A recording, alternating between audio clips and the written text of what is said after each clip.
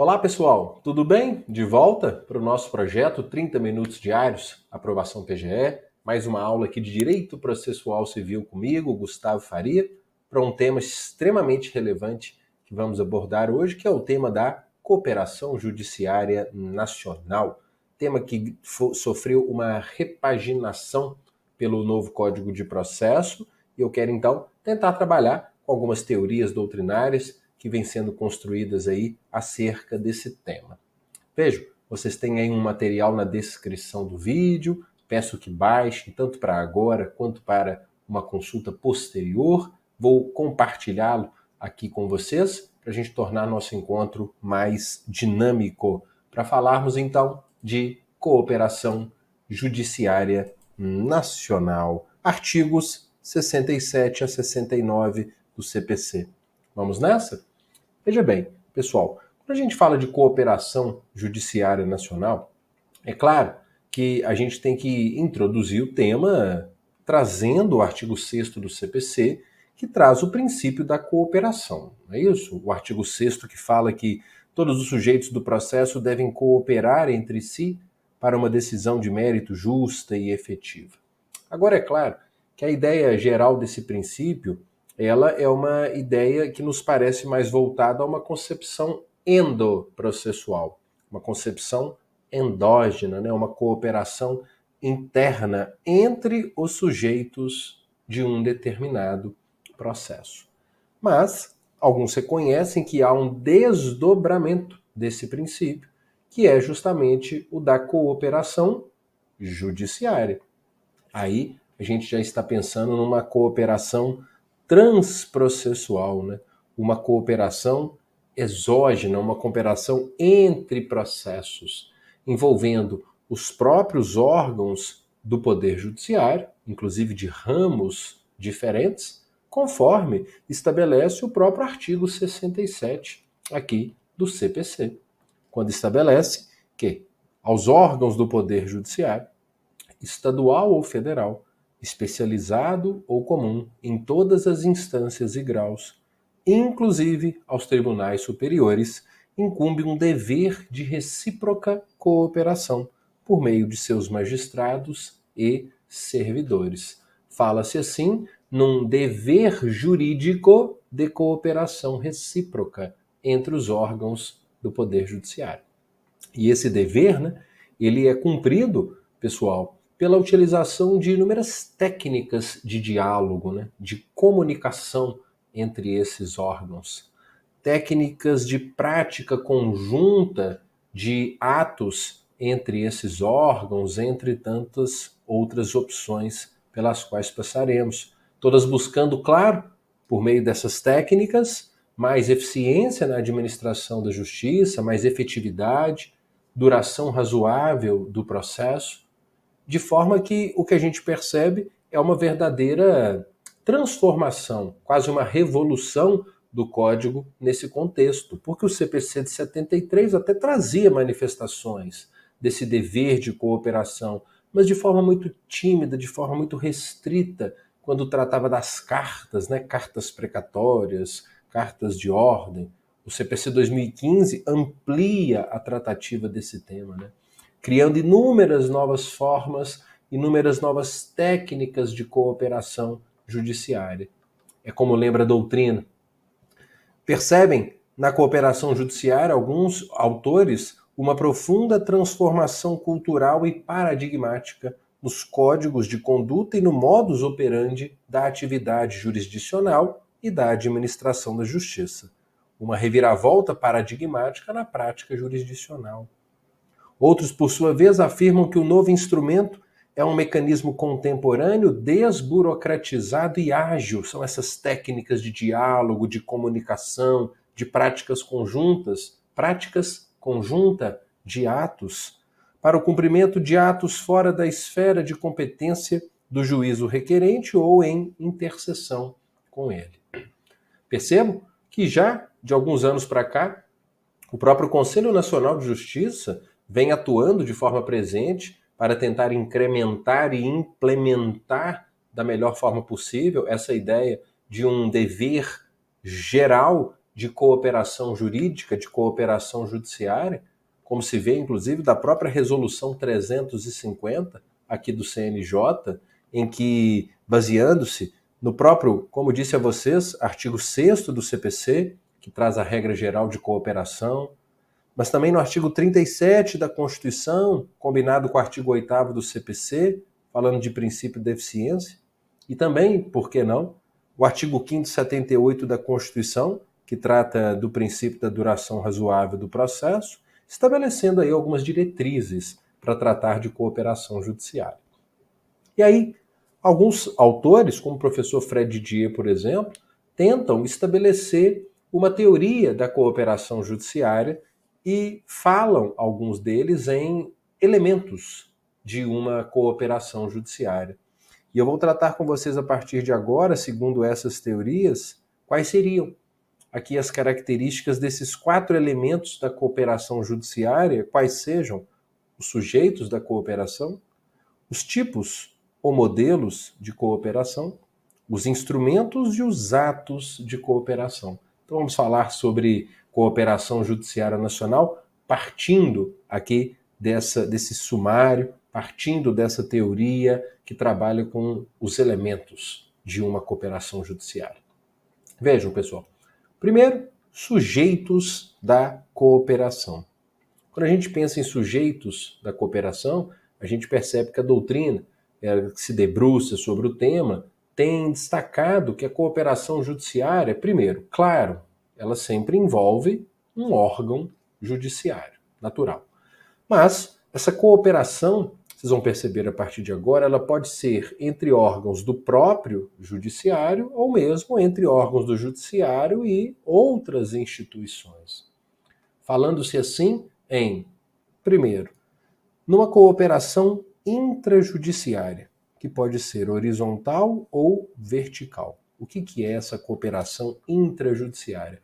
É quando os atos de cooperação se dão entre os órgãos do mesmo ramo do Poder Judiciário. Justiça comum, Justiça Federal, Justiça do Trabalho, é uma cooperação intrajudiciária. Horizontal, pessoal, é se os juízos cooperantes estiverem em um mesmo nível hierárquico, né? E uma cooperação intrajudiciária vertical é se houver hierarquia entre os juízos cooperantes, mas, repito, órgãos do mesmo ramo do Poder Judiciário, intrajudiciário. Por quê? Porque a gente também tem a cooperação interjudiciária. Quando a gente fala em cooperação interjudiciária ou transjudiciária, a gente está dizendo de cooperação entre órgãos do judiciário, mas com juízos vinculados a ramos distintos do Poder Judiciário. Uma cooperação, por exemplo, entre a Justiça Estadual e a Justiça Federal, ou a Justiça do Trabalho. E, por fim, fala-se quanto aos sujeitos da cooperação, também numa cooperação interinstitucional, porque aí já envolve órgãos do Poder Judiciário e outras instituições, como o Ministério Público, as Procuradorias Públicas, a Defensoria Pública.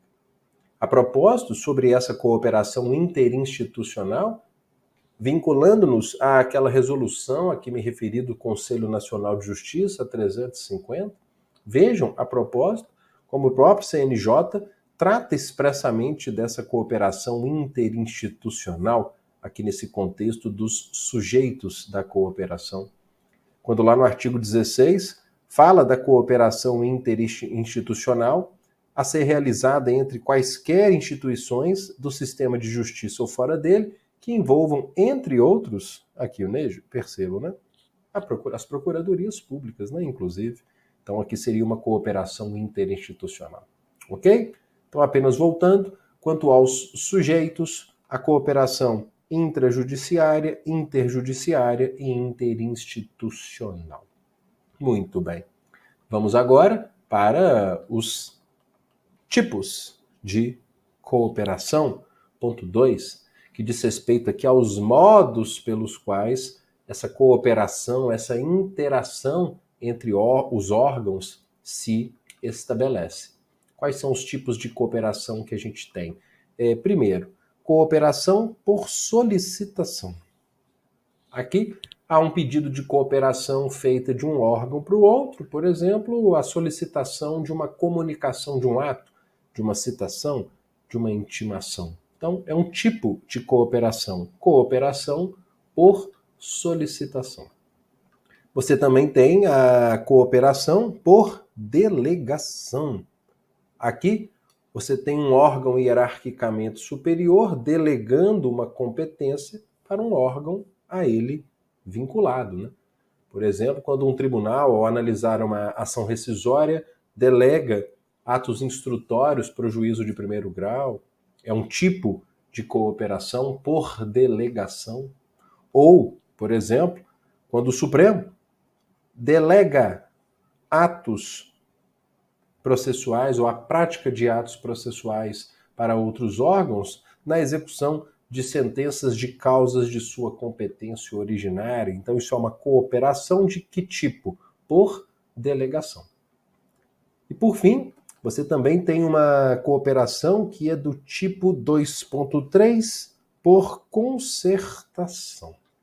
Aqui, pessoal, esse tipo de cooperação por concertação, que vem de concerto, né? Há o quê? Um acordo. Há um acordo, um concerto entre órgãos do Poder Judiciário para a prática de certos atos, né?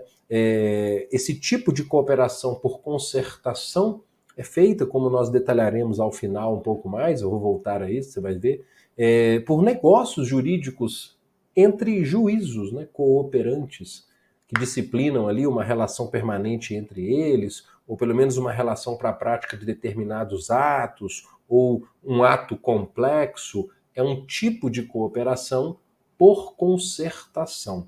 Eu vou voltar, prometo, a falar um pouco mais sobre esse tipo de cooperação e os atos de cooperação por concertação, né?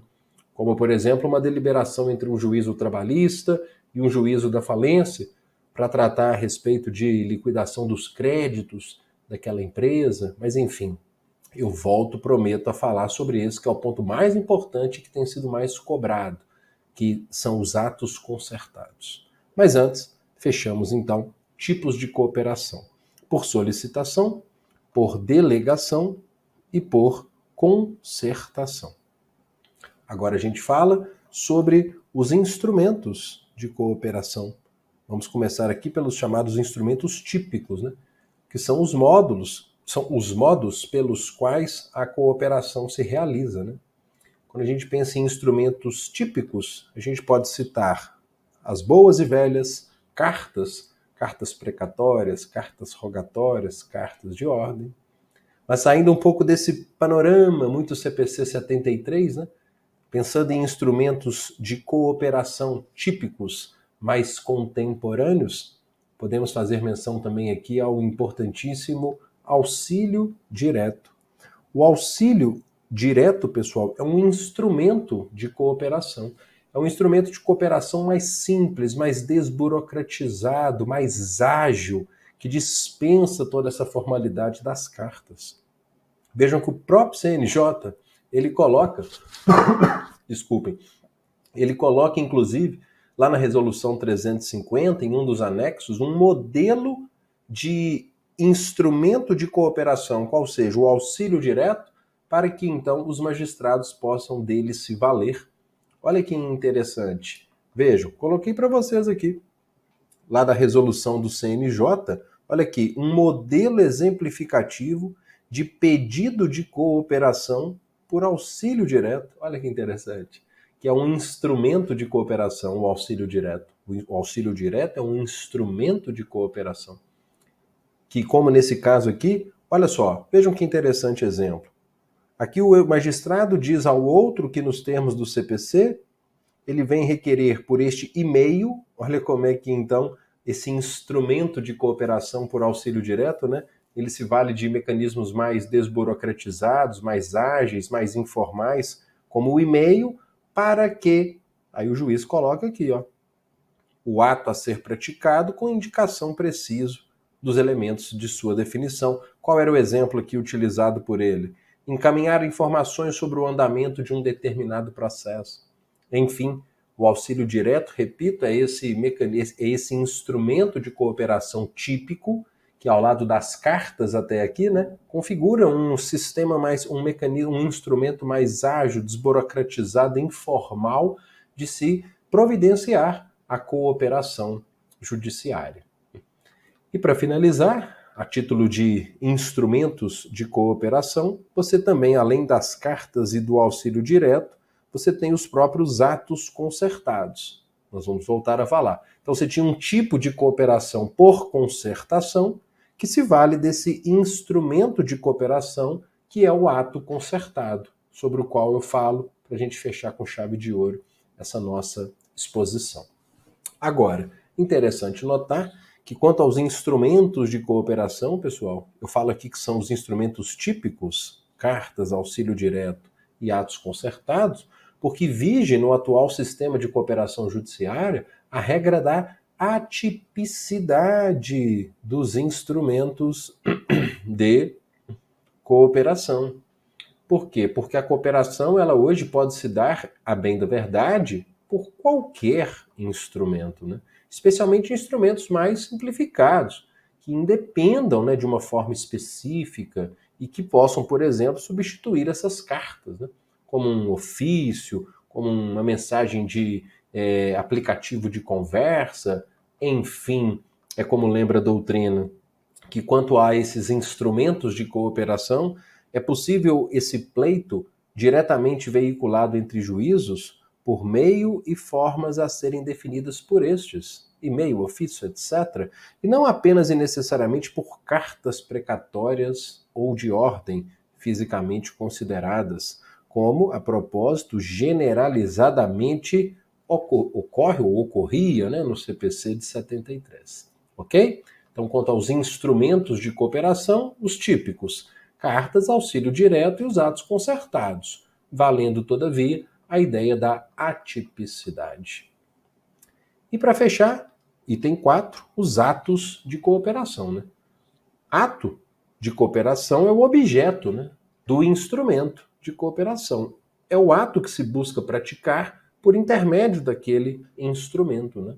Como a obtenção de informações sobre processo, atos de comunicação como citações, intimações, penhoras, produção de provas, etc.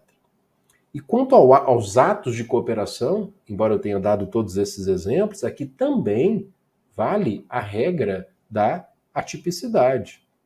Conforme a propósito, o próprio CPC, no artigo 68, deixa muito claro que os juízos poderão formular entre si pedido de cooperação para a prática de qualquer ato processual. Tá claro? Muito bem. Agora o ponto mais importante é falar, enfim, sobre esses tais atos concertados, né? É falar sobre esse tipo de cooperação, que a gente chamou de cooperação por concertação, e que pode, então, desencadear a prática desses tais atos concertados. Esse é o ponto mais importante, é o ponto mais central sobre o tema, pelo qual a gente não pode deixar de passar. Vamos lá? Quando a gente fala de atos concertados, pessoal, repito, muitos têm entendido que os atos concertados são um verdadeiro negócio jurídico entre juízos, né? Um negócio que vai disciplinar ali uma relação entre eles para a prática de alguns atos processuais ou, em alguns casos, para a prática de um ato em especial, algum ato mais complexo. Vejam, para a gente começar a melhorar a nossa compreensão sobre os atos concertados, trago aqui a doutrina da professora Gabriela Ferreira, para quem o ato concertado parece se enquadrar perfeitamente na categoria dos negócios jurídicos processuais, né? Tenho sempre dito que é um negócio processual. São convenções entre juízes a respeito do procedimento judicial ou da gestão de processos, celebrados de forma típica, sem depender de uma específica previsão legal.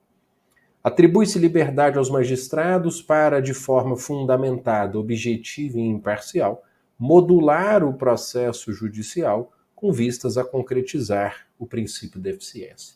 E o CPC no artigo 69, parágrafo 2º, vai falar justamente dos atos concertados que podem estabelecer procedimentos para uma série de atos. E eu preciso então passar com vocês para a gente verificar, né, de que forma o CPC está dando tratamento à matéria.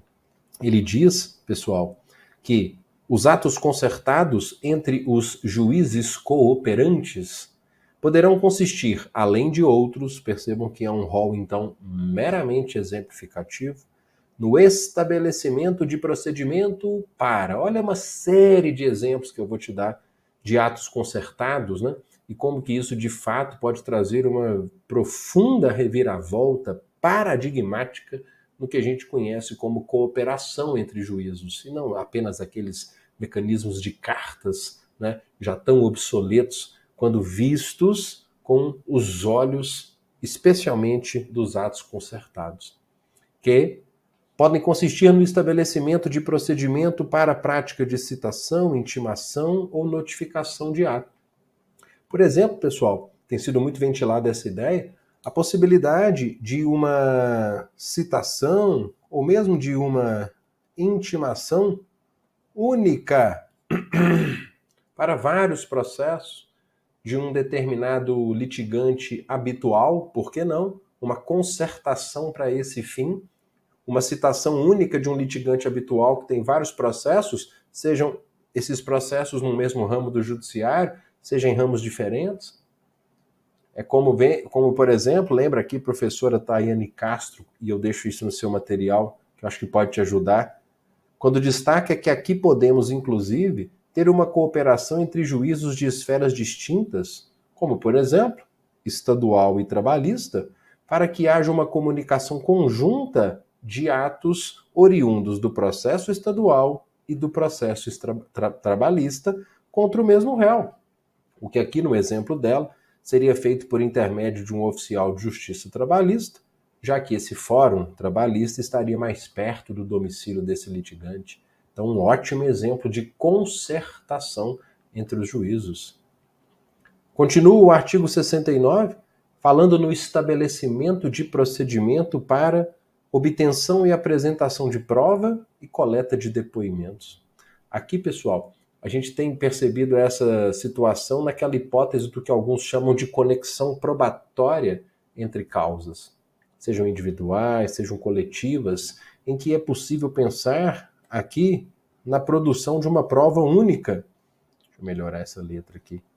Aqui sendo possível pensar, por que não, na produção de uma prova única sobre um fato comum, prova essa que será servível a vários processos e que depois de produzida, ela será exportada para todos eles.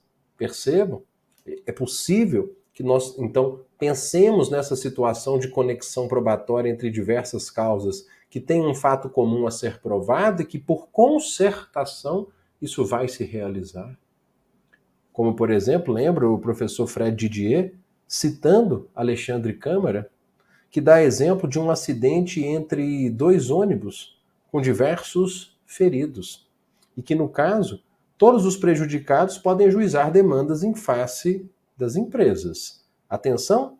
A colheita de prova de determinada testemunha, então, poderia ser feita de forma conjunta, com base nesse inciso 2, olha. Em vez de se exigir da testemunha o comparecimento em juízo para prestar o mesmo testemunho diversas vezes, né?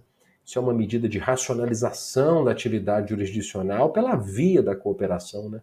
Reduz custos, favorece a duração razoável do processo, se traduz em eficiência.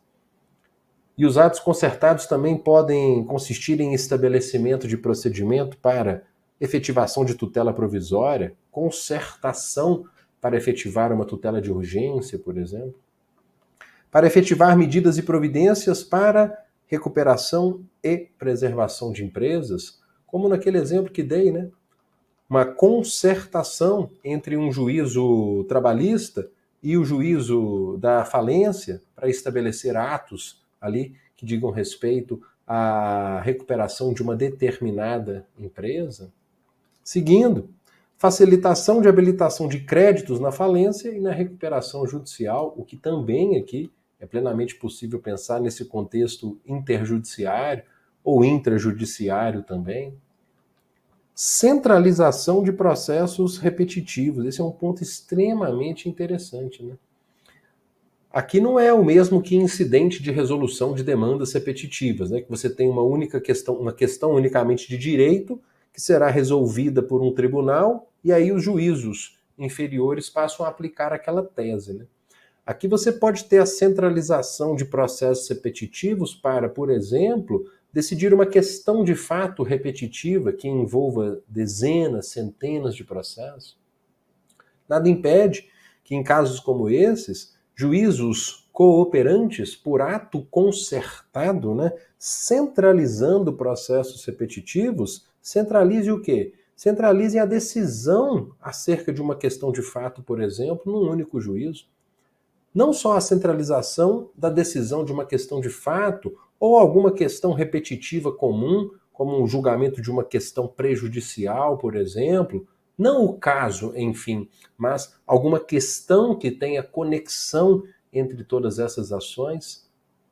Vejam, é como nas palavras da doutrina, que sempre costuma lembrar essa possibilidade de se estabelecer em casos em que haja uma conexão, por exemplo, por uma questão prejudicial comum a dezenas ou centenas de casos, você então centraliza processos repetitivos para esse fim e depois você transporta essa decisão acerca da questão repetitiva para todos os outros e os juízos de cada um dos processos eles darão prosseguimento para julgar o mérito propriamente, o pedido de cada uma das ações. Tudo isso é concertação. Assim como também concertação para execução de decisão judicial. Olha como pode ser interessante, a requerimento das partes, ou mesmo de ofício, os juízos, tendo um devedor comum, por exemplo, um executado comum a vários processos, eles estabelecendo por atos concertados medidas de penhora, de arresto, de sequestro, de avaliação, de expropriação, para trazer maior racionalização, efetividade, duração razoável do processo. Vejam, imaginemos que um mesmo devedor está sendo executado em comarcas distintas, do mesmo estado ou não. Se os juízos possuem um termo de ajuste determinando a concentração dos atos executórios em um só dos juízos, você prestigia a razoável duração, além da economia processual, evitando-se assim, naturalmente, a repetição de atos. Então perceba como é rica a possibilidade da prática da cooperação judiciária nacional sob o viés dos atos concertados, né? Você tem um tipo de cooperação que é por concertação, para o qual você tem a prática de inúmeros atos de concertação num rol meramente exemplificativo trazido aqui nesse artigo 69, parágrafo 2º. Tanto meramente exemplificativo, né, que você tem, por exemplo, aqui o Fórum dos Processualistas enriquecendo um pouco a ideia, lembrando que por atos de cooperação judiciária, admite-se a definição de um juízo para penhora, avaliação ou expropriação de bens de um mesmo devedor, que figure como executado em diversos processos, inclusive que tramitem em juízos de competências distintas, ou seja, vou voltar ao slide, isso nada mais é do que a negociação entre juízos para a prática de atos concertados que estabeleçam procedimentos para execução de decisões jurisdicionais. E vejam, o tema é tão rico que não para apenas em órgãos de um mesmo ramo do judiciário, tampouco entre órgãos de ramos diferentes, mas até mesmo, e por que não, tem-se pensado, vejam, mais um enunciado doutrinário, que o pedido de cooperação ele poderá ser realizado também entre tribunais arbitrais e o Poder Judiciário. Então vejam como a gente já envolve também a seara arbitral, por que não, na possibilidade de atos de concertação, em atos de cooperação judiciária, notadamente, né, em virtude do reconhecimento da natureza jurisdicional da arbitragem isso segundo a teoria majoritária, que é a teoria jurisdicionalista.